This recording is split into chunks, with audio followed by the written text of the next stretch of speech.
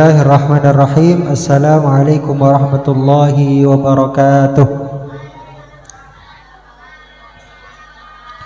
Bismillah walhamdulillah wal khairu wasyarru bimasyiatillah wala haula wala quwata illa billah, amma ba'd.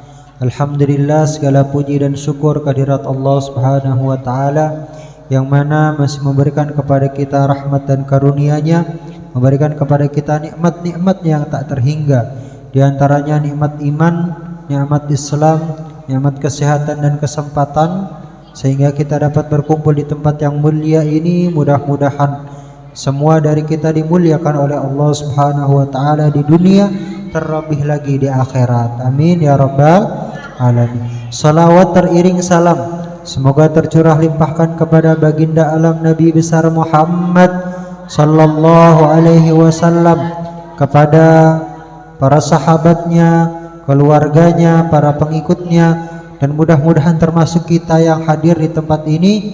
Kita berharap semoga kita dijadikan oleh Allah Subhanahu wa taala sebagai orang-orang yang mendapatkan syafaatul uzma di hari kiamat. Amin ya rabbal alamin.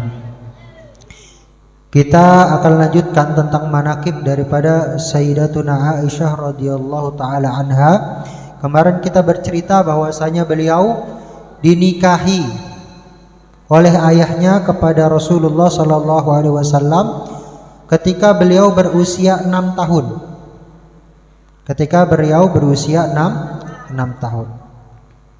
Kemudian kita jelaskan kemarin bahwasanya 6 tahun perempuan usia 6 tahun di masa lalu tidak sama dengan perempuan usia 6 tahun di masa sekarang. Kalau sekarang perempuan usia 6 tahun masih kecil, masih kelas 1 SD. Sedangkan zaman dulu 6 tahun sudah sangat dewasa sekali. Kenapa? Karena harapan hidup atau manusia hidup rata-rata meninggalnya itu pada usia 20 tahun. Karena penyakit, karena peperangan dan sebagainya. Maka kemudian kondisi sosial ketika itu mengharuskan orang-orang untuk menikahi anak perempuannya ketika mereka sudah mulai haid. Ketika sudah mulai haid, maka anak-anak perempuan mereka dinikahkan. Supaya apa? Supaya mengandung dan kemudian melahirkan dan kemudian meneruskan keturunan, karena mereka rata-rata wafat pada usia 20. Kalau dari awal haid tidak dinikahi, maka kemungkinan tidak akan punya anak atau anaknya sedikit. Sedangkan banyak penyakit yang tidak ada obatnya ketika itu, banyak peperangan yang terjadi, sehingga ketika mereka tidak melanjutkan keturunan, maka kaumnya akan habis, klannya akan habis, kelompoknya akan habis. Karena ketika itu orang bahkan bisa mati gara-gara penyakit paling sepele sekarang. Kayak orang bisa mati karena flu, orang bisa mati karena batuk, karena zaman dulu tidak ada obat sama sekali.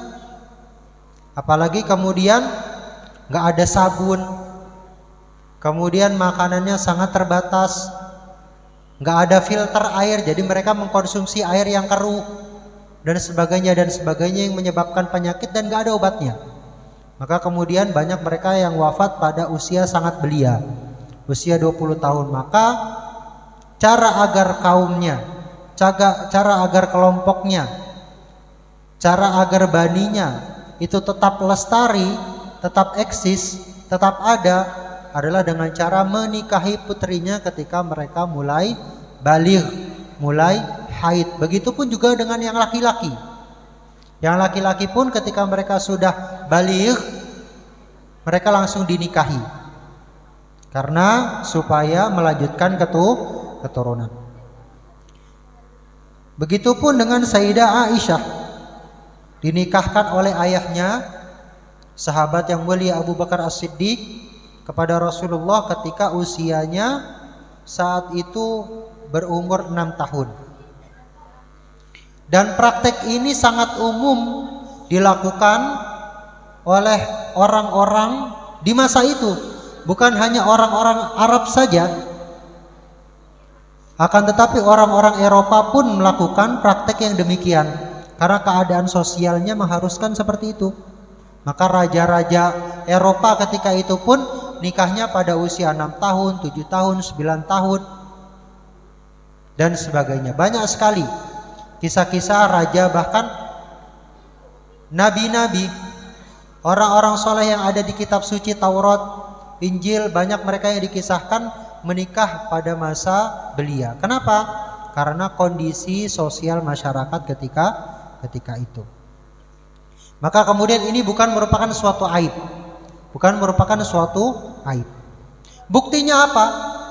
Musuh-musuh Islam, orang kafir Quraisy ketika itu sangat teliti mencari kesalahan Nabi Shallallahu Alaihi Wasallam. Apapun yang dilakukan oleh Nabi dicari kesalahan-kesalahannya.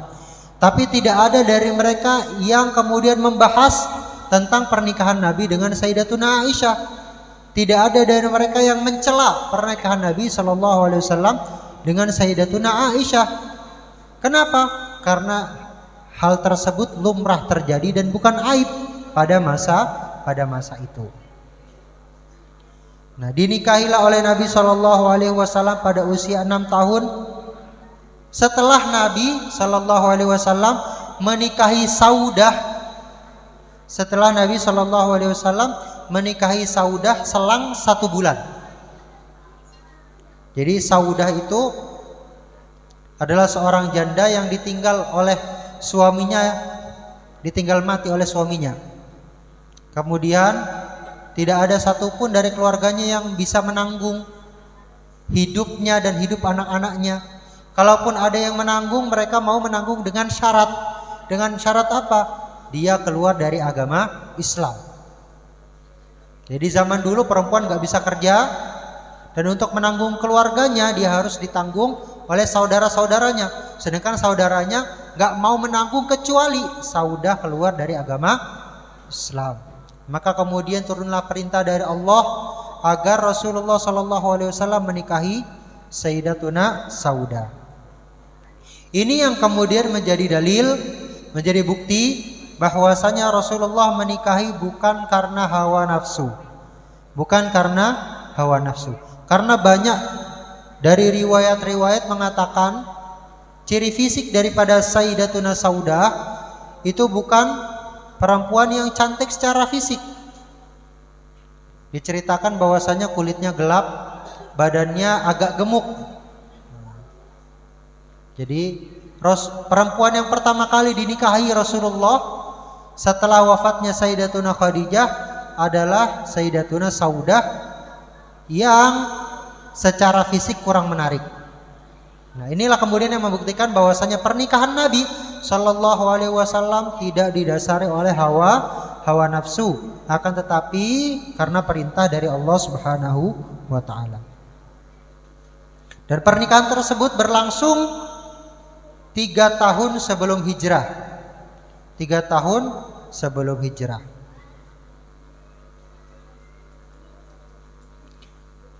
Dan ketika Rasulullah Shallallahu Alaihi Wasallam wafat, Sayyidatuna Aisyah berumur 18 tahun. Berumur 18 tahun.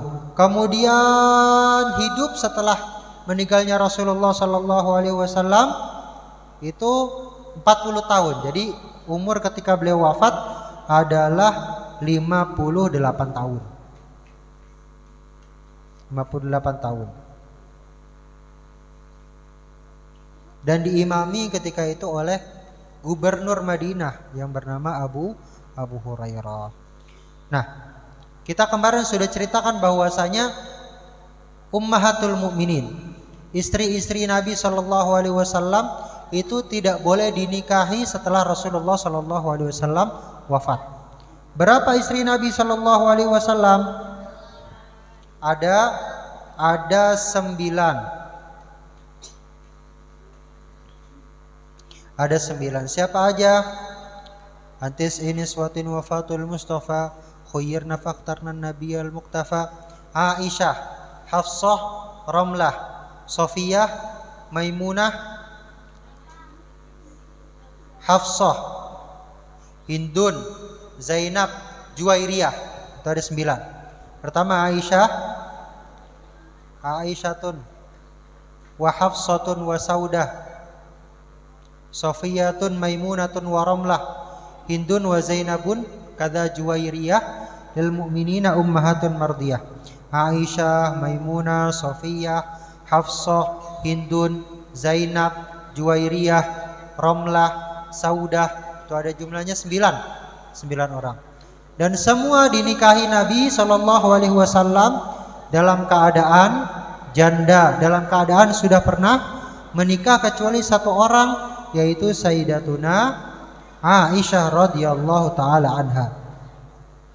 Beliau ini sepeninggal Nabi SAW, karena tidak boleh untuk menikah lagi, maka beliau menjaga diri dengan memperbanyak ibadah, memperbanyak puasa, memperbanyak sedekah. Saking luar biasanya dermawannya Sayyidatuna Aisyah, karena Sayyidatuna Aisyah merupakan istri Nabi, dan sepeninggal Nabi tetap memiliki kemuliaan di mata negara, maka seringkali dikasih dari Baitul Mal, sering dikasih harta dari Baitul Mal.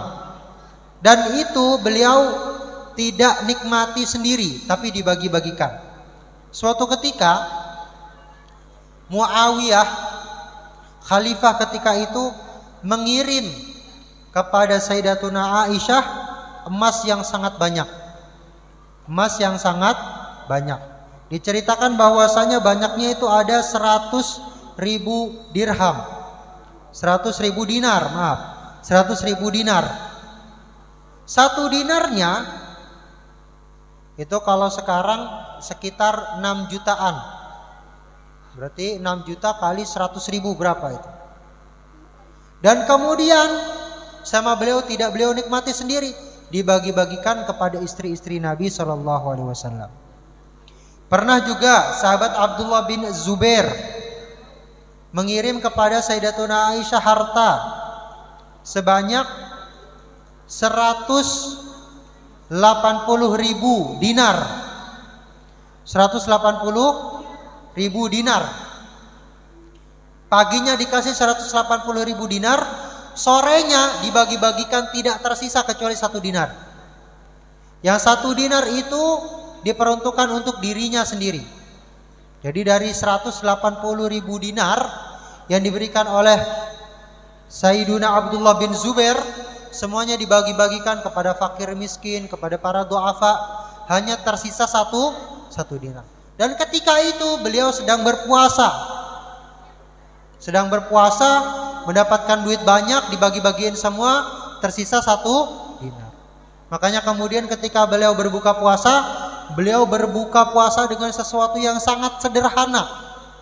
Kita nggak bisa bayangin orang habis dapat 180.000 dinar, akan tetapi buka puasanya hanya dengan selembar roti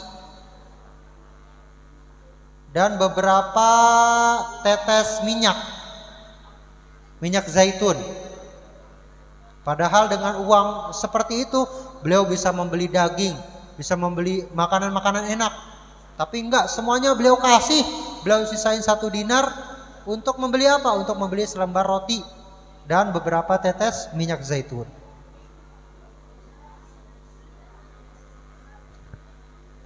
Maka kemudian sahabat tersebut ngasih nasihat kepada Sayyidatuna Aisyah.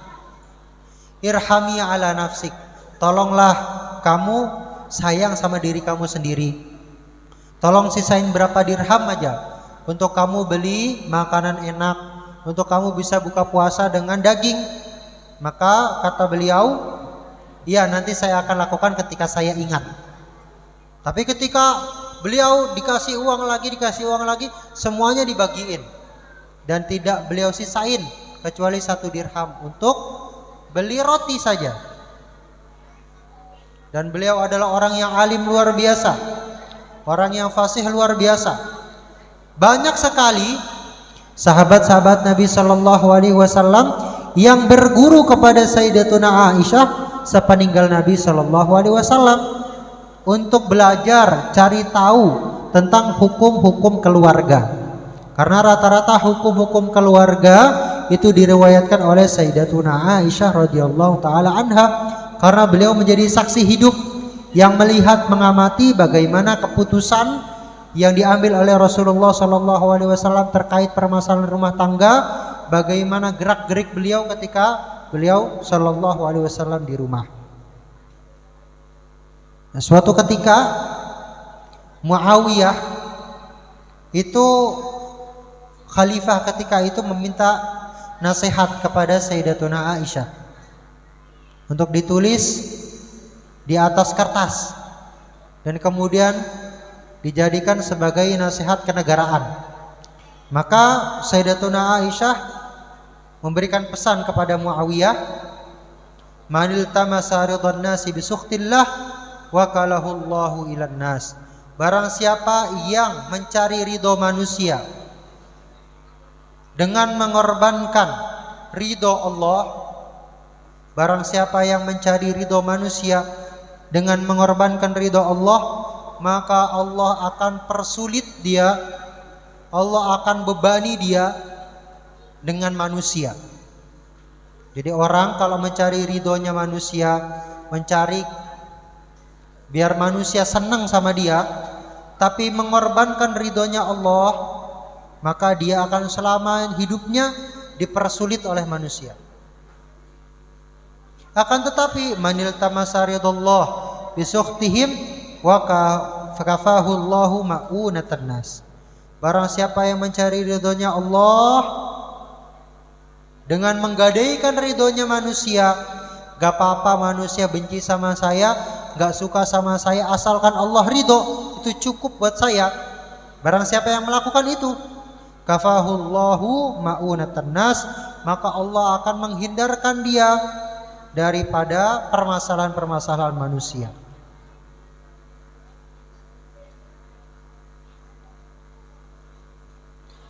Dan ada suatu riwayat dari Nabi Shallallahu Alaihi Wasallam yang menjelaskan, khudhu nisfa dinakum an hadhil humaira. Ambillah separuh dari ilmu agama kalian dari al-humaira. Al-humaira ini merupakan nama yang disematkan kepada Sayyidatuna Aisyah, nama panggilan Sayyidatuna Aisyah yang dibuat oleh Nabi Shallallahu Alaihi Wasallam. Jadi karena Sayyidatuna Aisyah itu saking putihnya, ketika beliau tersenyum itu pipinya kemerah-merahan, makanya dipanggil oleh Nabi Shallallahu Alaihi Wasallam al-humaira, yang memiliki wajah kemerah-merahan. Nah, kita disuruh mengambil setengah daripada ilmu agama kita daripada Sayyidatuna Aisyah radhiyallahu taala anha. Karena setengah agama adalah apa yang diperlihatkan Nabi Shallallahu Alaihi Wasallam di luar rumah, dan setengahnya lagi apa yang dilakukan dan diperlihatkan Nabi Shallallahu Alaihi Wasallam di dalam rumah. Di luar rumah silakan tanya kepada sahabat-sahabat pembesar, kepada Abu Bakar, Umar, Utsman, Ali, Sayyiduna Abu Hurairah. Kalau di dalam rumah, tanyalah kepada Sayyidatuna Aisyah radhiyallahu anha. Wallahu a'lam.